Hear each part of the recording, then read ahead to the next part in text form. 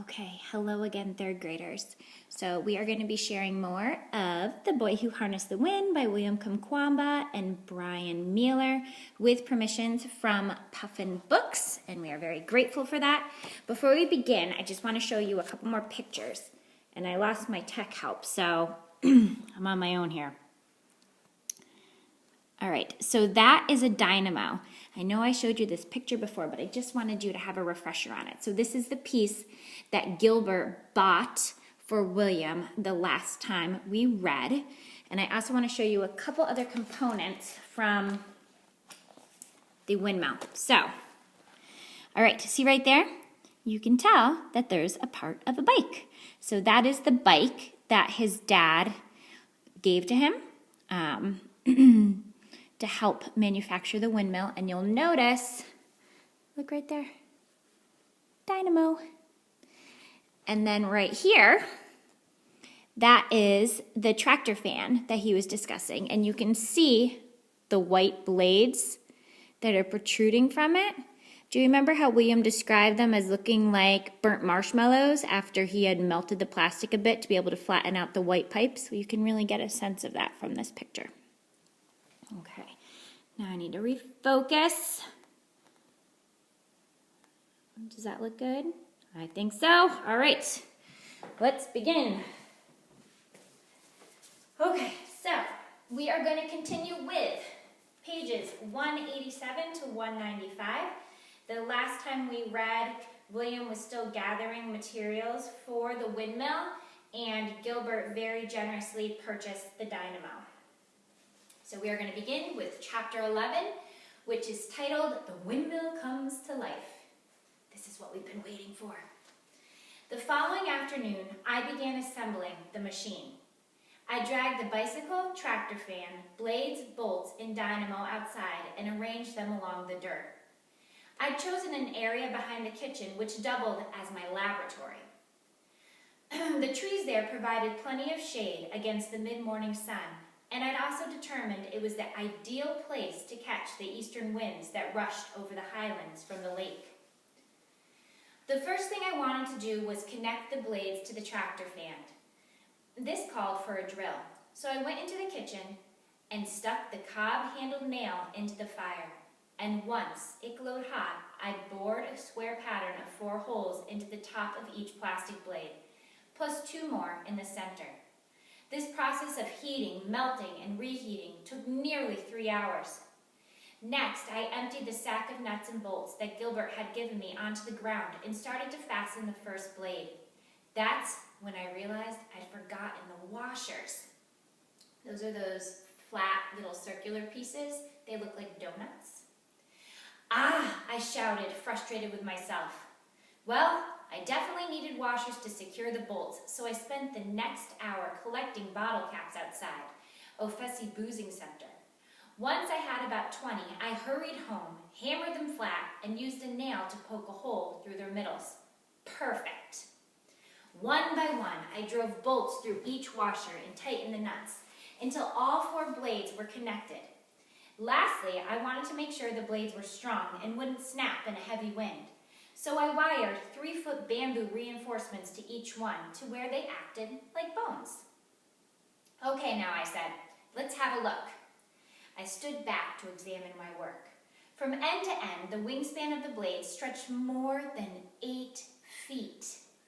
Probably a little less than twice the length of you, causing me to giggle with excitement. It was then I noticed the compound was empty. My sisters were off running errands, and my father was attending a funeral in a nearby village. Besides my clinking and hammering, the only other noise was my mother humming to herself in the kitchen as she prepared a pot of beans for our supper. The privilege of privacy was mine, and I fell into a deep concentration. The next thing was to figure out how to connect everything to the bicycle, which wasn't going to be easy. I started by steadying the blades atop 4 tall bricks, like how a mechanic puts a car on blocks, so I would have some room to work beneath. Then came the hard part. The bicycle was not only heavy, but cumbersome, means awkward, especially with a giant shock absorber sticking out from the crankset. But I managed to lift it high enough to flip it over, then dropped the shock absorber into the center hole of the tractor fan. Quickly, I crouched down underneath the bricks and jammed a cotter pin through the other end, locking it in tight.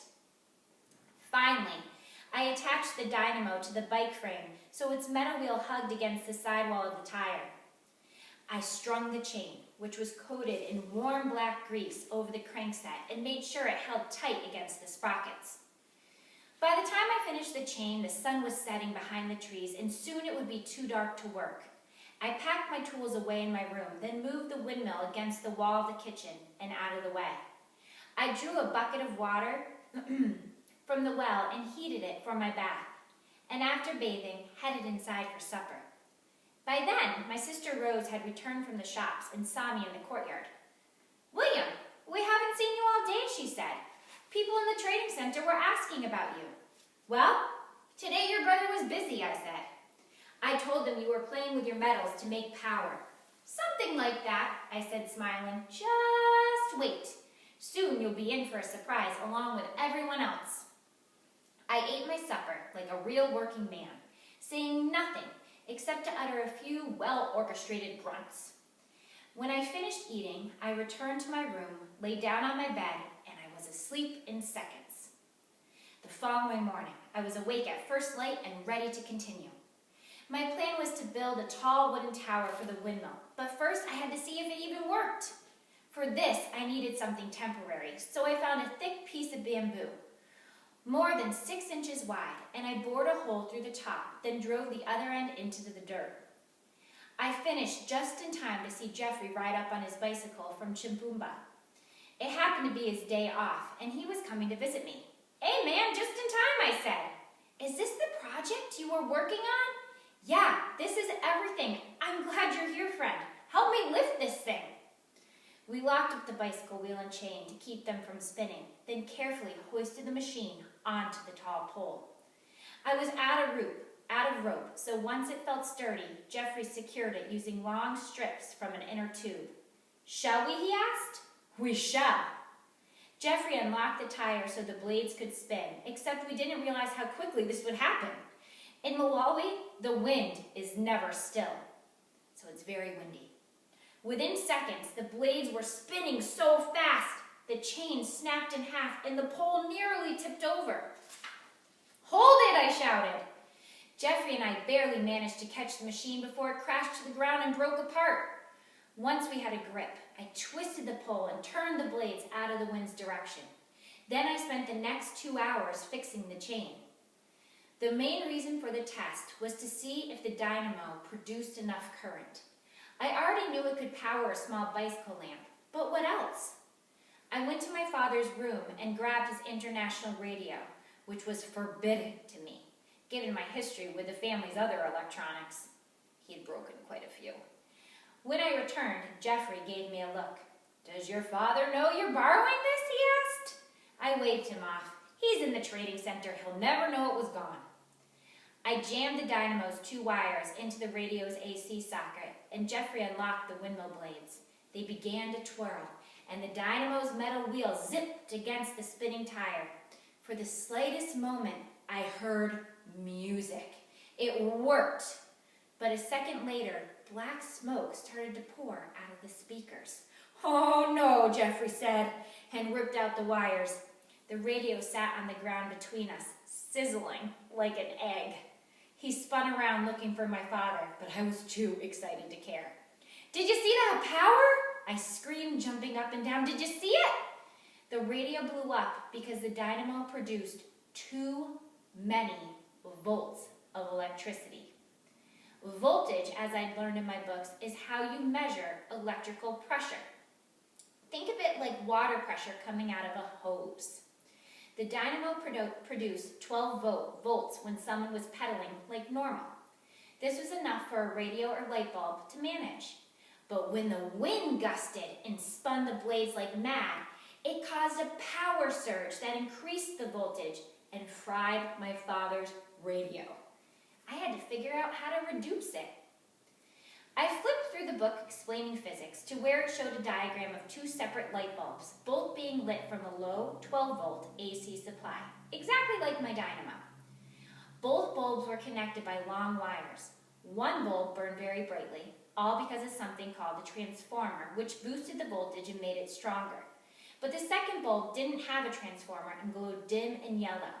That's because without the transformer, power was lost in the form of heat on its journey through the wires, something called dissipation. Mr. Jeffrey, I said, since energy can be lost in the wires when traveling long distances, perhaps we can try this on the dynamo. I went into our big pile of radio parts and found an old motor. I cracked it open, removed the core, and unwound the long copper wire. I then wrapped it around a stick, creating my own kind of reverse transformer.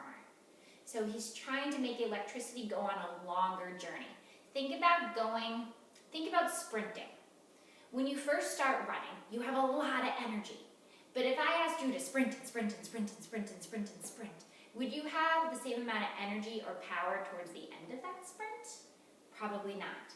So by adding more wire and giving the electricity a longer distance to travel, it's going to be reduced in its power. Okay, so it won't blow up the radio anymore. Okay, let's find my spot. I attached one end of the wire to the dynamo and the other end to my father's radio, which somehow managed to survive the power surge. Phew. Just like in the book, I was giving the electricity an extra long road to travel, hoping some of its voltage would get lost along the way. Okay, try it again, I said to Jeffrey. He unlocked the blades and the wheel of the dynamo began to whir. This time there was only music. Our test was complete. The windmill sat on the bamboo pole for 2 days, hidden behind the house and out of sight. In the meantime, Jeffrey, Gilbert, and I set out to build a real tower. The three of us met in front of my house one morning with our panga machetes and walked into the blue gum forest. It was the same grove of trees where I'd sought refuge from the bubblegum curse. Remember that way back when? And where I'd accepted Shabani's magic, only to be beaten that day in Dawa. And now it was where I went to build my ladder to science. We walked through the forest, looking carefully at each tree. Finally, we chose one that was about 18 feet high. We tore into the trunk with our blades, and after 10 minutes, the tree crashed to the ground. We used our pangas to prune the branches, then stripped the thin bark with our hands. By 3 o'clock, we'd felled and cleaned 2 additional trees, and were hoisting them onto our shoulders, headed home. Just behind the kitchen, we set the poles deep into the ground, each one the same distance from the other. Each pole was wrapped in jumbo bags to keep out the termites. We took smaller branches and nailed them sideways like rungs of a ladder, using nails that Jeffrey had brought using his pay from the maize mills.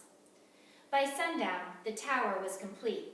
It stood 15 feet high and was remarkably sturdy, so it's strong. However, from just a short distance away, its long and spindly legs gave it the appearance of a wobbly giraffe. Get some sleep, gents, I said. Tomorrow we raise the machine. All right, I'm going to leave you off there. We're getting to a really exciting part of the book, and I can't wait to share it with you next time. See you soon.